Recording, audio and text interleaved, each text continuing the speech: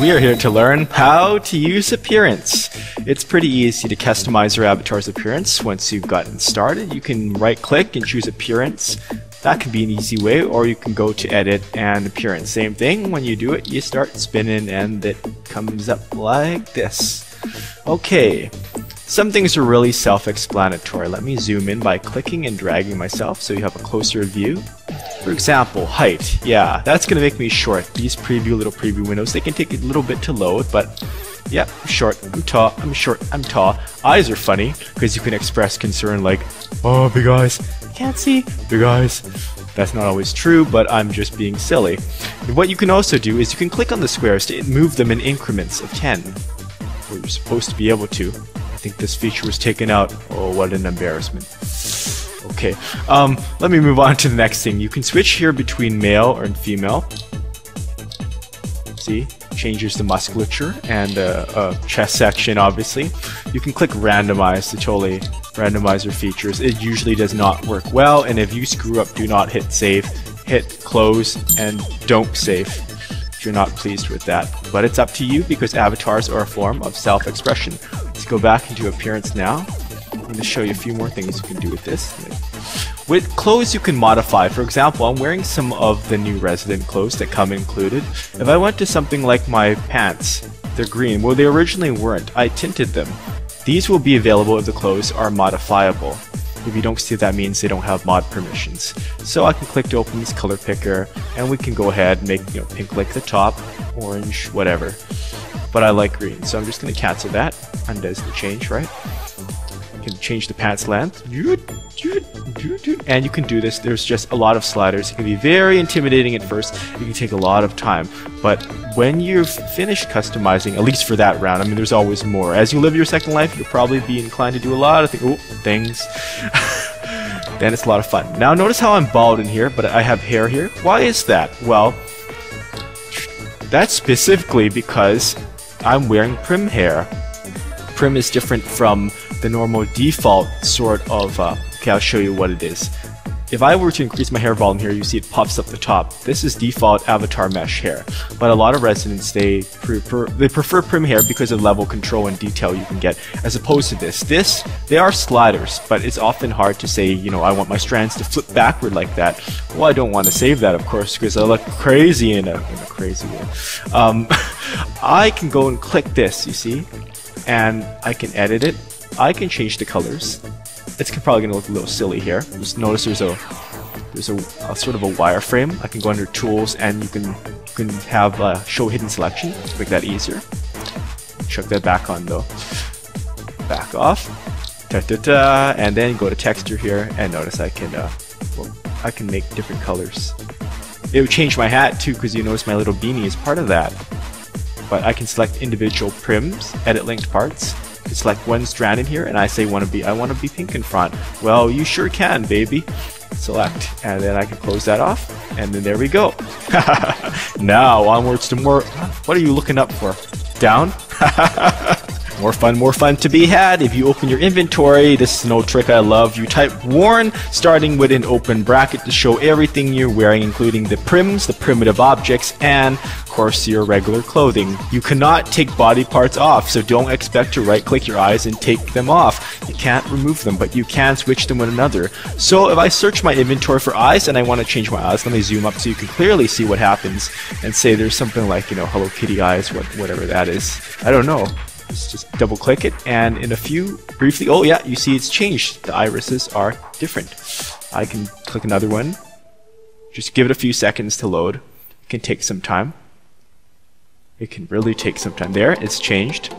Okay, now I just can close that and type worn again. Now it shows that it's being worn. I can take this off, detach. Ooh, I'm bald. I'm like Sinead O'Connor. Okay, I can put that back on, of course. Go back to worn. Another way is, of course, edit, and you can view all the clothes that you're wearing. You can take it off from here. Take it all off, like if you... Well, I'm not going to do that for obvious reasons, but that's how you do it. Whee! And I've gone back into appearance where I can touch eyes, and if I want to change the iris, you can actually upload your own things in here. Any texture you have, which you have the permissions for, can be used in here. You can go file, upload image, you want to take one from your hard drive, but let's just do something experimental for that crazy look. You want something, you can take anything. So I took this picture of 3 Mile before. I just click on that, and you notice my eyes immediately have changed to be this bizarre sort of it's very strange. I'll push Control 0 to zoom in so you can see. That's a special zooming technique. The Control 8 to zoom back out, or Control 9 to reset. But you can see my eyes, they look like a little road. That's what they are. I can change my eye color so I'm like an alien. If I go around, I can of course save all, close, and then the changes have stuck. So now I have like some sort of X-Files virus. Control 9 will reset my view. So as we see here, we have different pieces of clothing, items and things that I'm wearing. What if I want to unify them all in one folder as an outfit? Well, what you can do, you can right click on yourself, you can go to appearance, and you can save as a new outfit. See how it says make outfit here? Now this is a bit flaky sometimes. Beware of using this in a region with poor performance. Sometimes I found it doesn't save everything and it's not nice, especially when you have stuff that's no copy, for example, because it moves it. Fortunately, we don't have aliases or symbolic links for clothing yet, but I can folder name, say, you know, my dressy clothies. Clothies. Yeah, I know I spelled that wrong. Funny. And you can select all the parts, like if I want to include my body parts too, so it's everything I've got on. This can rename it to clothing folder name. I usually don't do that because it changes what it was originally called. It can make it harder to search for. After all, the folder name should be easy enough to search for. I can specify additional words like, you know, pink and green. That's what my thing is. And then I can go ahead, when all this is checked, right, I can go ahead and click save. And then it goes boom, and then you end up, wait, see, it's loading, It appears in this new folder, my dressy clothes. It's all appeared right in here. So that's all that's worn, it's all in a single folder. It makes copies of stuff that's copyable. Remember, be careful with stuff that's non-copyable, it'll just move it over. Yeah, there's a few weird bugs in this because I'm not wearing anything in my right lower leg, so why is it there? So just be aware of that. Those things should really be corrected. I'm gonna enter a bug for that. So now that you've gone that route, it's like you have a backup. You can close that. Now any folder you have with avatar stuff in it, you can wear it. If I close that out, we'll go with, say, these. I have a nice, really nice, tiny watermelon pony avatar, which Link's Splash gave to me. You can either right-click, and you can, of course, you can add, you can replace, take off all items. Another way, of course, is you click, hold, drag, and you release, and you watch as you morph. Okay, you'll be a little weird for a while as all the parts load on you. You'll notice they get highlighted in bold here as these components get added to me. We're having some grid problems today, so it's not the fastest, but I just wanted to show you an example of how I'm turning into a cute little pony, and my eyes have yet to load. I really like my eyes so I can see.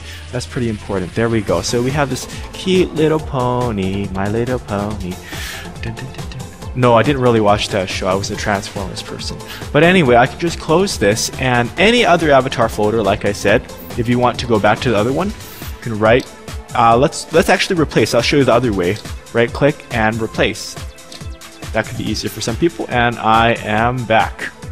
Like that. So remember, a lot of it comes down to, if I have clothes like this, for example, this was made by Solivar Scarborough, very nice of him.